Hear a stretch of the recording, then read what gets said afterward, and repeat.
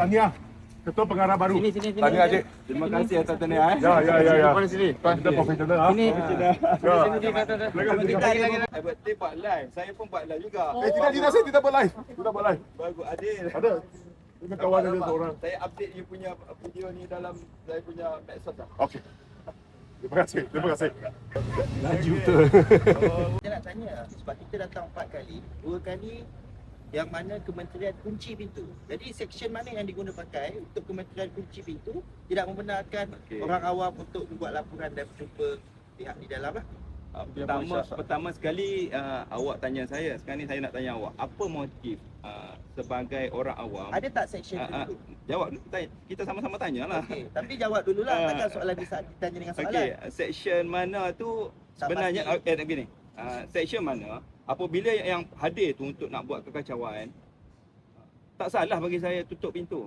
Tapi kena ingat pintu Kementerian Komunikasi banyak pintu. Pintu mana yang pergi tu bagi tahu. Dua-dua kunci. Dua-dua kunci. Nanti kita check Saya sebab saya baru masuk 2 pintu baru. Mungkin awak tahu 3-4 pintu Tapi sebagai wakil hari ni, apa yang awak tanya tu saya akan highlightkan perjumpaan dengan ni supaya kita jelas.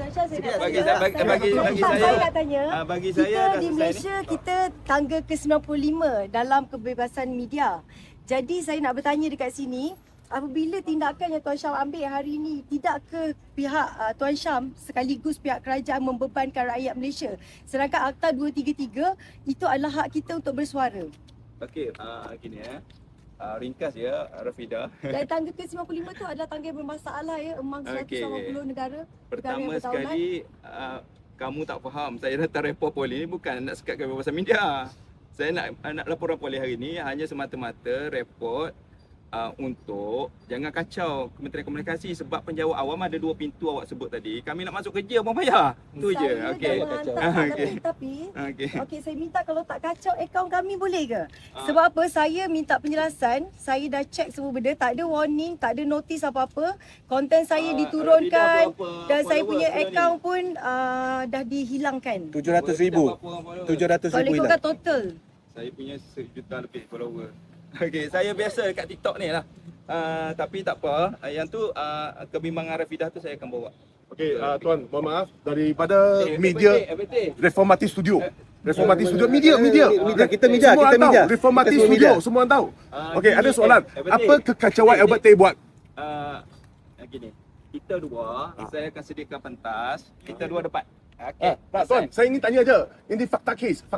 Apa kekacauan Albert Tay buat? Awak simpan. Kita dua debat dua. Okey. Okay. Sebab kan setiap kali hadir ke sana ada buka live. Saya baru 4 hari. Okey, silakan. Tuan, sorry, mohon maaf. Sebab setiap kali kami hadir ke sana kami ada buka live dan kami buat konten buka live. Jadi apa kekacauan yang timbul sekarang? Saya mau tanya fakta kes, ini fakta. Saya kalau awak fakta kes, saya dah bagi tahu 4 section yang saya buat laporan polis tadi. 4 section tu, saya faham section. Elemen kes tu apa kekacauan yang timbul? Yang detail, apa kekacauan yang timbul? Gini, yang detail tu saya tak boleh dedah sebab dia jadi laporan polis dia polis.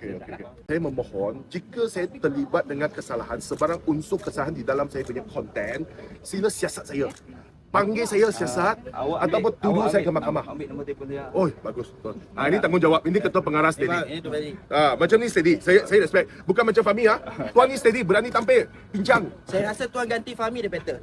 Saya showkan Tuan ganti Fahmi. Jawapan boleh. Bukti saya send ada kawan macam ni saya. Tapi jangan hantar scammer pula. Tidak Tuan. Tuan very professional, I like it. Tuan, pemahaman kami yang rusuhan tu adalah seperti tahun 2016-17, terbalikkan polis kereta, hukum polis. Tapi jangan risau. Tak ada langsung item rusuhan dalam. Okey. Terima kasih Tuan.